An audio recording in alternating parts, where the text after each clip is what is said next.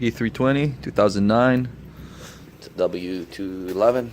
After the customer called us, his key stopped working. Diagnosed, we figured that the key is damaged. By the way, you can see the buttons. He changed the battery, so there's light. It should work, but again, it doesn't recognize the key.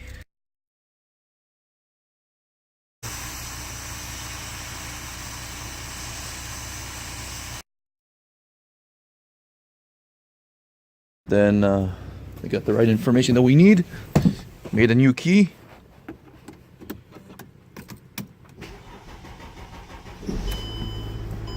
It's a diesel. Blue-tech. Key starts every time.